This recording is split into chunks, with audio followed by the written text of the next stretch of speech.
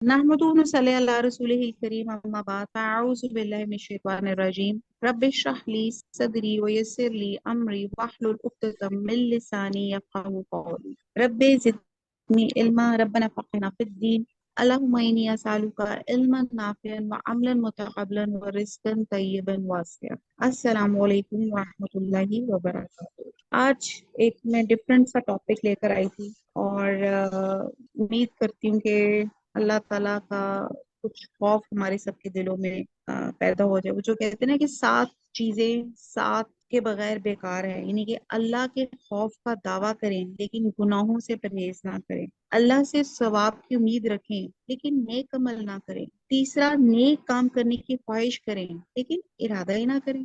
Number 4, जबान से इस्तगफार करें लेकिन दिल में नदामत ही ना हो। नंबर 5, ज़ाहरी नेकियां करें लेकिन अंदर की इस्लाह ना करें। नंबर 6, दुआ करें लेकिन मेहनत ना करें। नंबर 7, बड़ी बड़ी नेकियां करें, दीन में अखलास से काम ना करें। तो नियत बहुत ज्यादा इम्पोर्टेंट है। तो आज का जो मेरा जो टॉपिक है वो सुनने में वियर्ड लगेगा, लेकिन ये वो चीज है, ये वो स्टेट है जिसको आप कहते हैं ना, कुल्लू नफ्सिन जायकातुल मौत। हर इंसान ने मौत का जायका चखना है। तो आज का जो हमारा टॉपिक है वो है और मैं मर गया। अब ये एक ऐसे बंदे की आप बीती है जो मैं भी हूँ, जो आप भी है और हम सब हैं, उसको जर्नलाइज करके ये एक आप बीती जो है वो मैं आपको सुनाने लगी हूँ।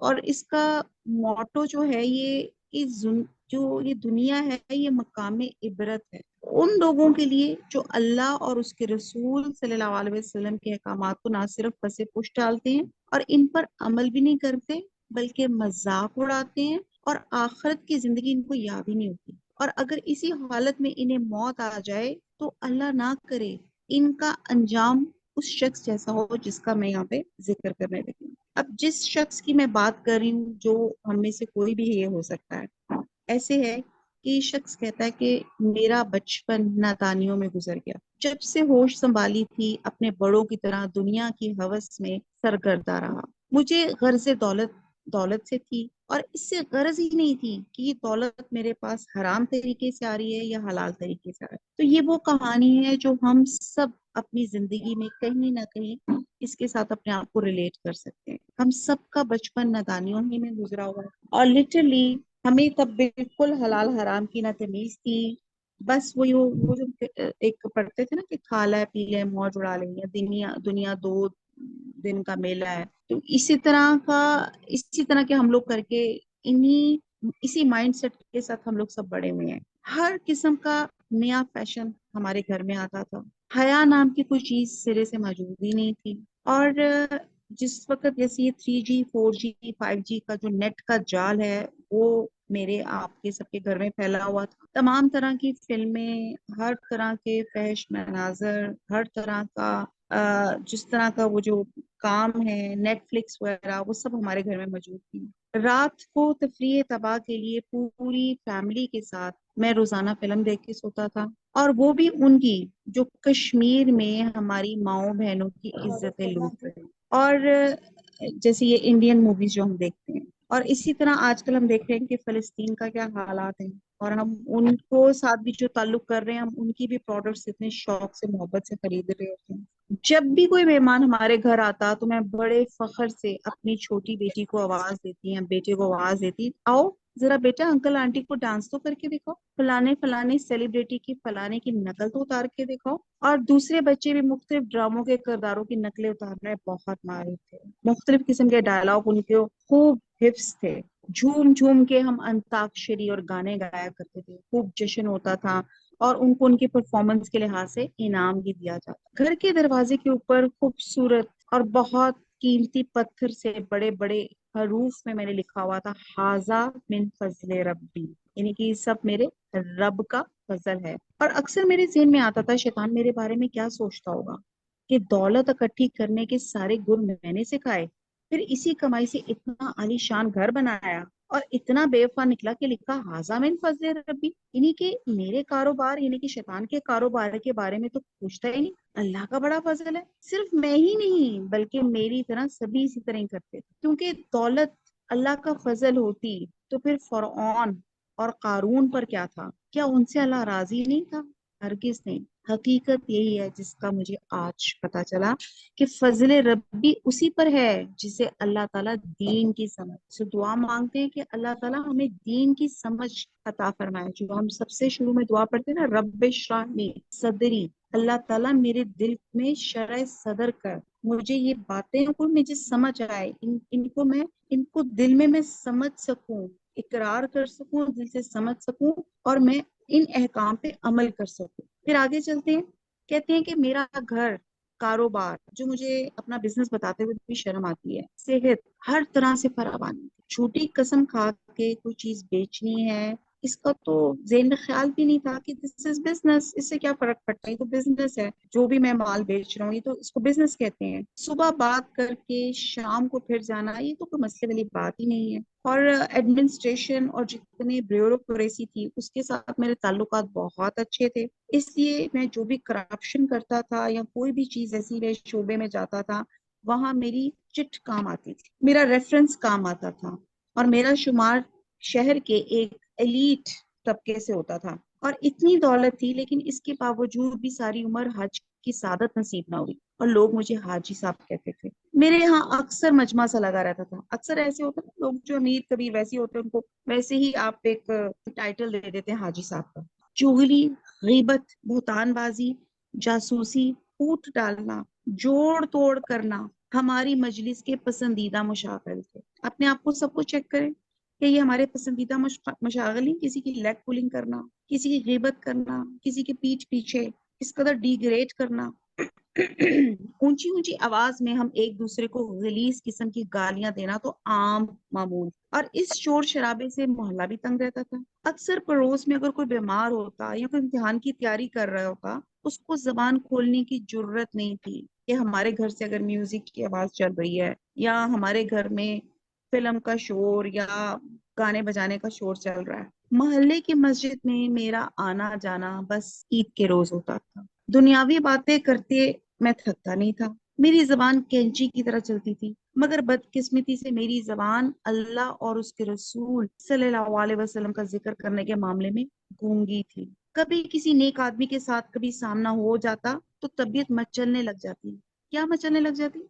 कि मैं इसका मजाक कैसे करूं, इसकी दीनदारी को कैसे निशाना बनाऊं, किस तरह मैं उसको डिग्रेड करूं, किस तरह उसकी जिल्लत करूं कि वो अपनी दीनदारी पे शर्मिंदा हो और मेरी दुनियादारी पे वो रश्क करे। अगर कोई नमाज के लिए कहता था तो मैं कहता था ये तो फारे लोगों का काम है, अभी तो बड़ी उम्र पड़ी है, अभी तो टांगे साथ दे रही हैं, जब घुटने काम करना छोड़ देंगे तो फिर तस्बीह और मस्जिद ही तो रह जाएगी, तब पढ़ लेंगे नमाज। कंसेप्ट ही नहीं था कि नमाज बलूगत के बाद से फर्ज हो जाती है। रोजे के जिक्र पे मैं कहता था रोजे रोजे तो गरीब रखते हैं जिनके पास कुछ खाने को नहीं है, मेरे पास तो अल्हम्दुलिल्लाह खाने को बहुत कुछ है, मैं क्यों रोजे रखूं। ज़कात के मुतालिक भी मेरी यही राय थी, ये तो एक टैक्स है, वो तो हुकूमत ऑलरेडी इनसे टैक्स ले ही लेती है, तो मैं क्यों ज़कात अपने माल को कम क्यों करूं, मैं क्यों ज़कात अदा करूं, मेरी मर्जी, मेरा माल है। इसी तरह जब कोई दाढ़ी के मुतालिक पूछता तो मैं कहता ये दाढ़ी,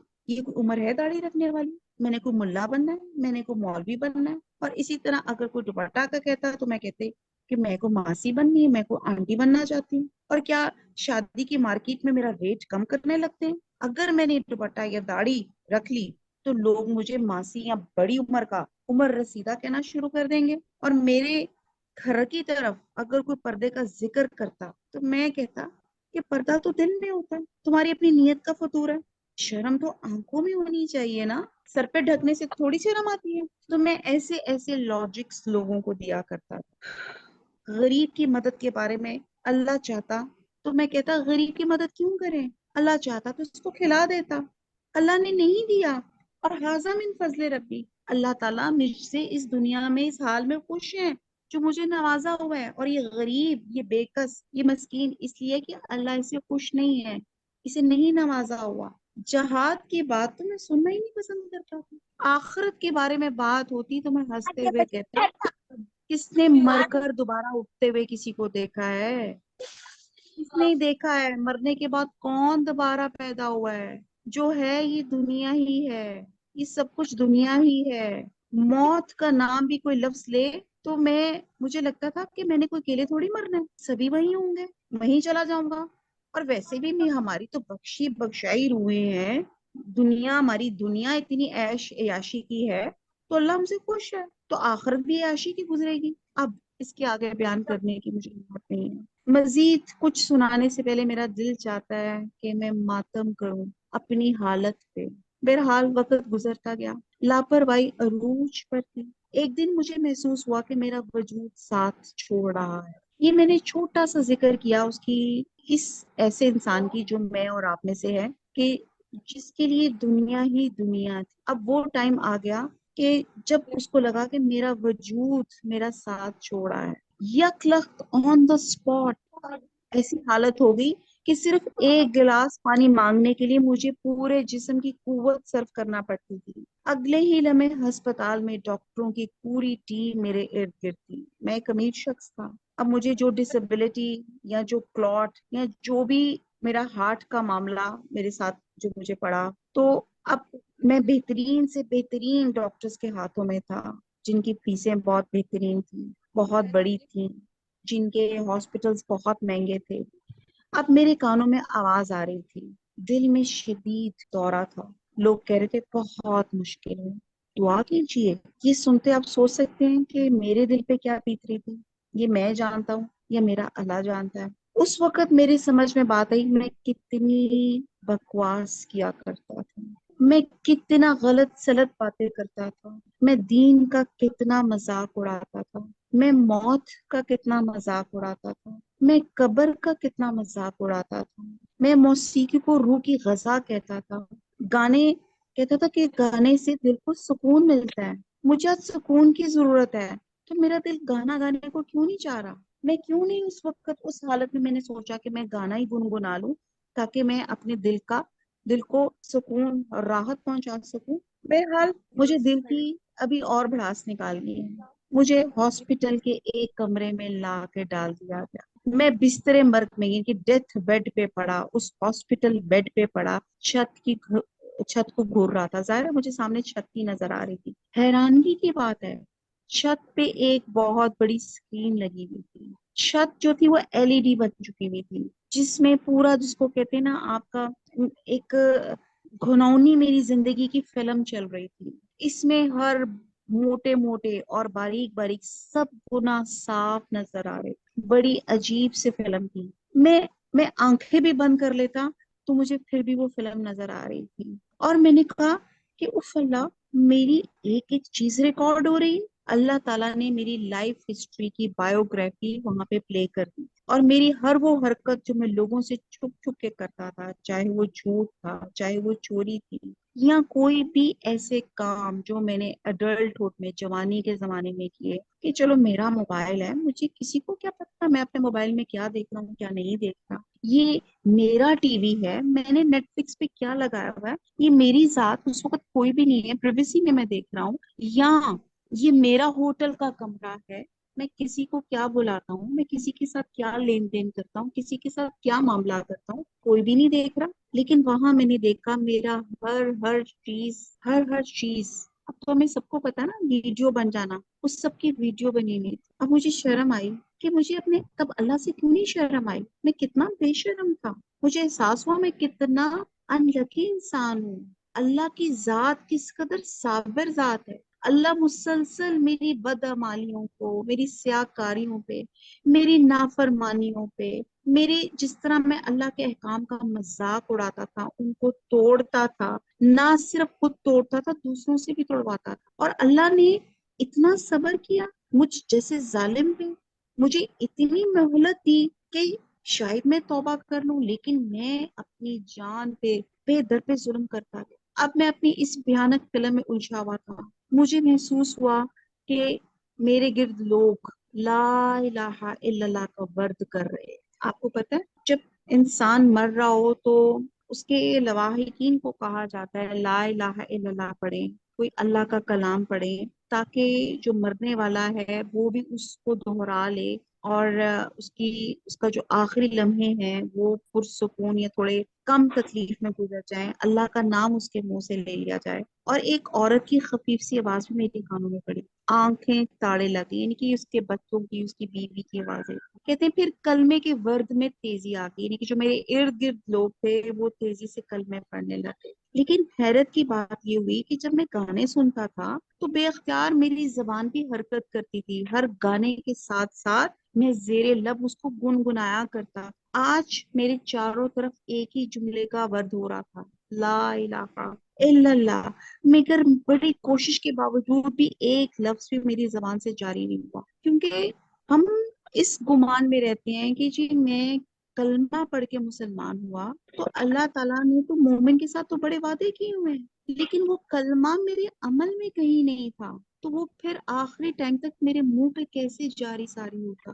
یک لک مجھے محسوس ہوا میرے جسم کو چلتی ہوئی آرا مشین کے سامنے کر دیا گیا۔ کبھی آپ نے غور کیا اگر اللہ نہ کرے اگر کسی کا پلاسٹر ہو جائے، میرا ایک دفعہ پلاسٹر ہوا تھا اور جب انہوں نے پلاسٹر کاٹنے لگا تھا تو میری تو ویسی چیخیں نکل رہی تھی اس کی گرائنڈنگ آواز سن کے، اور میں کہہ رہی تھی اف اللہ، اور اگر یہ گرائنڈنگ اس نے میرے پاؤں کے اوپر چلا دی تو میرا تو پاؤں کٹ جائے گا پلاسٹر کے ساتھ ساتھ۔ تو اسی طرح کی ایک آرا مشین میرے جسم کے اوپر چل گئی، اور مجھے لگا میری فیلنگ تھی اس وقت کہ میرے جسم کو کینچیوں سے کترا جا رہا ہے، مجھے چھریوں سے کاٹا جا رہا ہے، مجھے یوں لگا مجھے ابلتی ہوئی دیگ میں ڈال دیا گیا ہے، میرے جسم کے تلوار سے ہزار ٹکڑے کر دیے گئے ہیں۔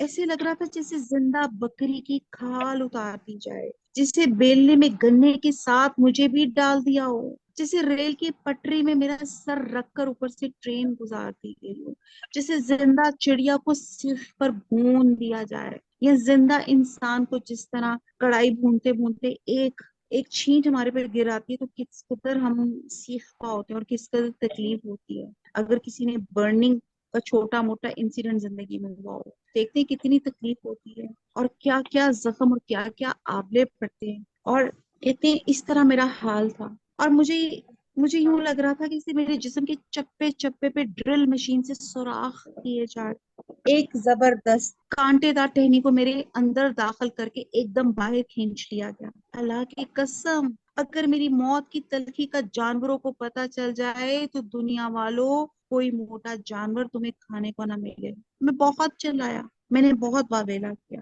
اللہ کا واسطہ دیا، منتے دی مجھے چھوڑ دو، ہیلپ می، ایک بار مہلت دے دو، میں نیک ہو جاؤں گا، آئندہ گناہ کے قریب ہی نہیں پٹکوں گا، اللہ کے لیے بہت تکلیف ہو رہی ہے، ہائے میں مر گیا، ہائے میرے اللہ، ہائے میری ماں، ہائے میں مر گیا، کاش ماں تو نے مجھے پیدا ہی نہ کیا ہوتا، کاش تو نے مجھے جنا ہی نہ ہوتا، کاش میں مٹی ہوتا، کیا ہو گیا ہے آج میرا مال میرے کام نہیں آ رہا، میرے میرے ملازم کدھر ہیں، میرے تعلقات کہاں ہیں، میری سفارشیں کہاں ہیں، میری پرچی کدھر ہے، دنیاوی معاملہ ہوتا تو ایک فون کال پہ میرا حل ہو جاتا، آج میں چیخ چیخ کے سب کو مدد کے لیے بلا رہا ہوں لیکن کوئی میری بات ہی نہیں سن رہا۔ اچانک ملک الموت کی دہشت آواز میرے کانوں میں گونجی جس نے رہی سے ایک اثر بھی نکال دی۔ مجھے لگا کہ ایسی آواز میرے کانوں کے پردے پھٹ گئے، آواز آ رہی تھی، نکل اے خبیث روح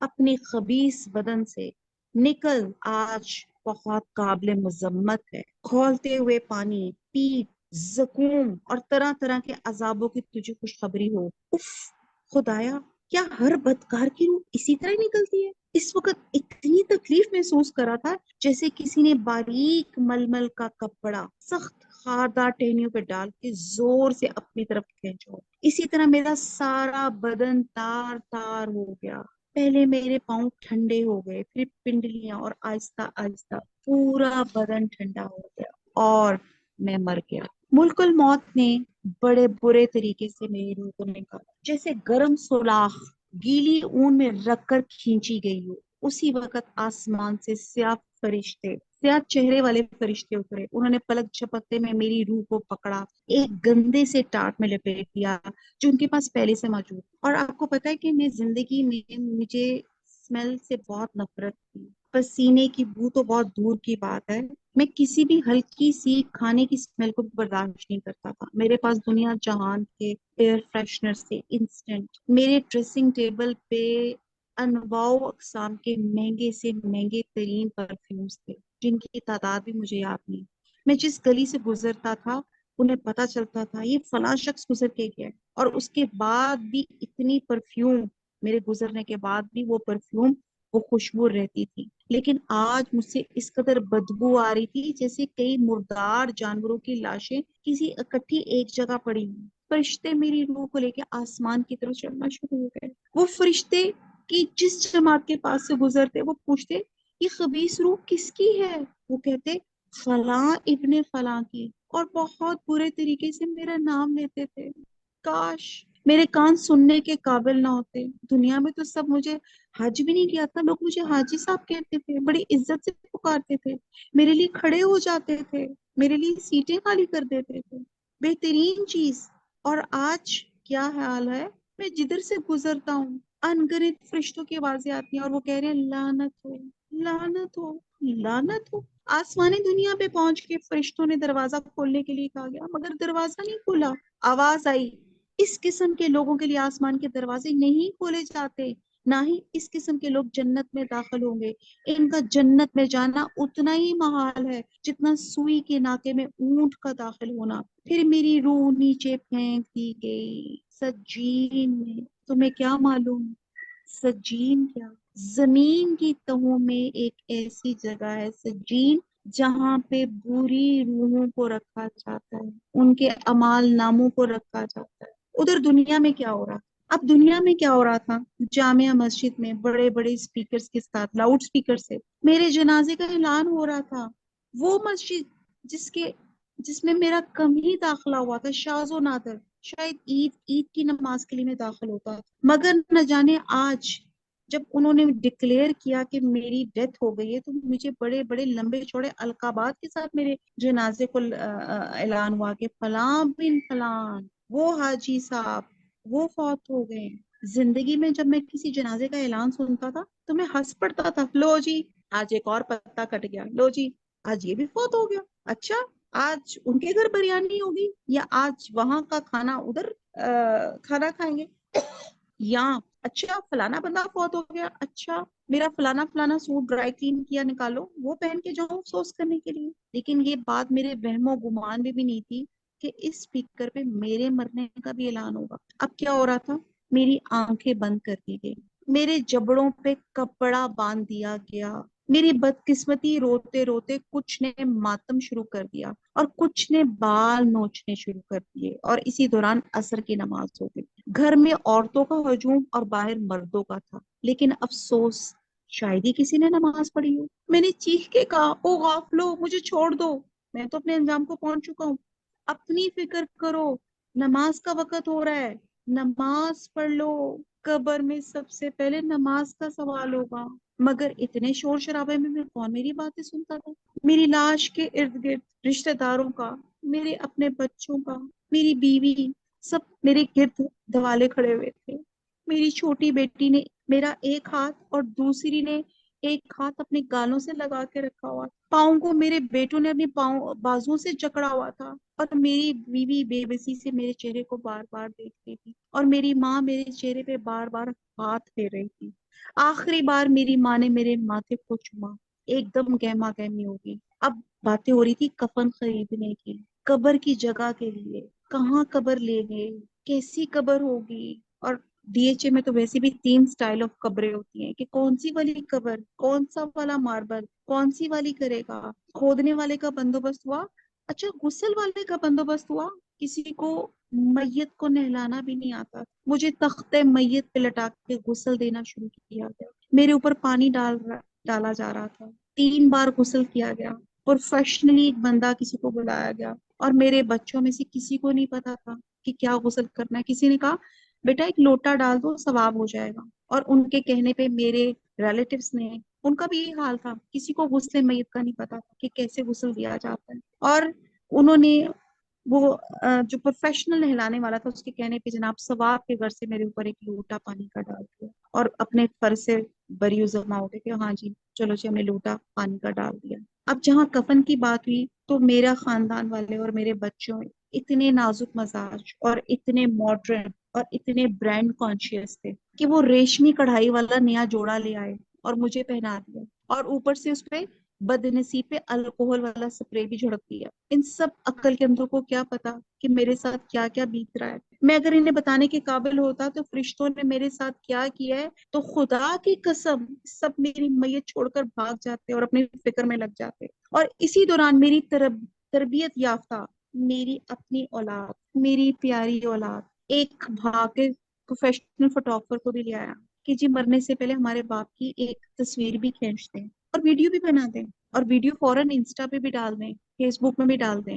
ویڈیو والے کو دیکھ کے میرے بات میں سمجھ آ گئی کہ مجھے ریشمی کڑھائی والا سوٹ کیوں پہنایا جا رہا ہے۔